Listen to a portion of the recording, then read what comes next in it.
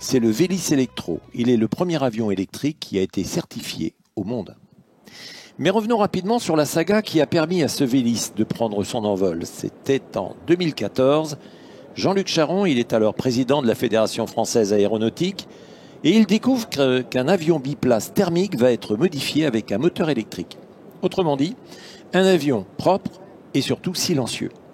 Cet avion, c'est le biplace du constructeur slovène Pipistrel, baptisé Alpha Electro. Lors du Salon du Bourget de 2017, le projet de la Fédération française aéronautique fait l'objet d'une convention de partenariat avec la Direction générale de l'aviation civile pour fixer les prémices du cadre réglementaire de l'avion électrique et former une équipe qui va être l'équipe France, celle qui va porter le projet au niveau de l'Agence européenne de sécurité aérienne connue sous EASA. Mesdames et messieurs, dans le plus grand des silences, le décollage de ce Vélis Electro.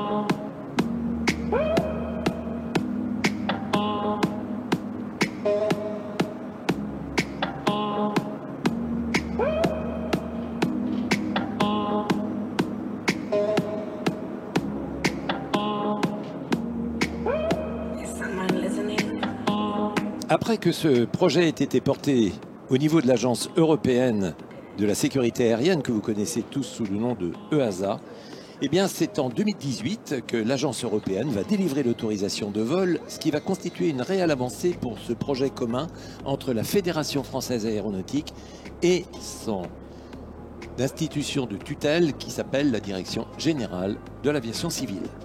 L'année suivante, c'est donc fin janvier 2019, la FFA reçoit le tout premier exemplaire de cet avion électrique et il va l'intégrer à un Fab Lab. C'est du reste son Fab Lab, c'est situé à Toussul-Noble, pas très loin, pour débuter une évaluation complète de l'avion électrique en conditions réelles d'exploitation.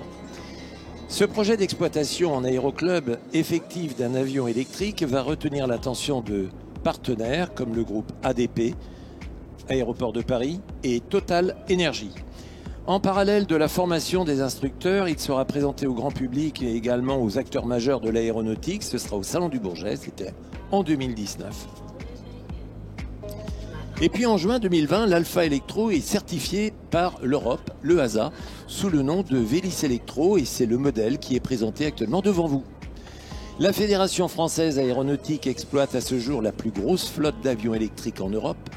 8 avions au total, dont 6 avions cofinancés par la Fédération française aéronautique, la Direction générale de l'aviation civile, le groupe Aéroports de Paris et la région Île-de-France. Ils sont déployés en aéroclub mais également évalués par des écoles professionnelles, c'est le cas de l'ENAC, l'École nationale de l'aviation civile. Aujourd'hui, plus de 30 Vélis sont immatriculés en France sur les 100 fabriqués par Pipistrel, ce qui fait de la France le pays le plus équipé au monde d'avions électriques certifiés. Le Vélis Electro peut atteindre 180 km/h. Il peut voler à une altitude de quasiment 4000 mètres puisqu'il atteint 3900 mètres. Et il peut parcourir environ 140 km tout en emportant une charge de 182 kg. Il a pour mission l'école de début, mais également l'école d'entraînement en tour de piste. Et c'est là où justement le silence va être apprécié des riverains. Et la charge des batteries, eh bien, c'est 50 minutes pour 50 minutes d'autonomie. C'est la démonstration que l'avion électrique existe bien, puisque là, vous l'avez devant vous. Un régal, c'est le terme qui est utilisé par les premiers utilisateurs, mais également par les utilisateurs d'aujourd'hui, parce que même au plus bas régime, les variations de puissance sont très linéaires, il n'y a aucun à-coup, et puis surtout la faible empreinte sonore pour les riverains, eh bien, c'est une vraie révolution. Au passage, nous saluons le président Kevin Dupuche, le président de la Fédération française aéronautique, qui lui est devenu pilote de ligne maintenant dans la compagnie Air France. Il avait débuté sa passion en intégrant l'un des 600 aéroclubs qui font de la France la deuxième nation la plus aéronautique de loisirs au monde et la première en nombre d'avions électriques.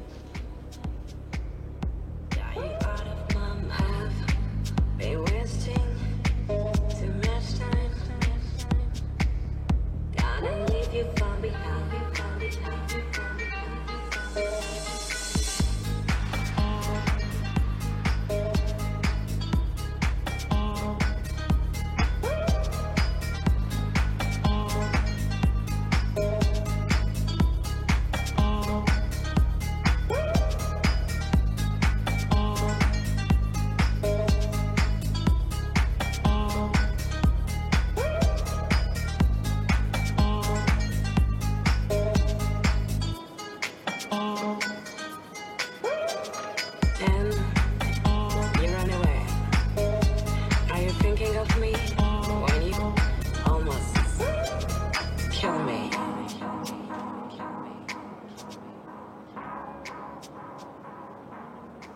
Le pilote aujourd'hui, c'est Jérôme Cornert et c'est un homme qui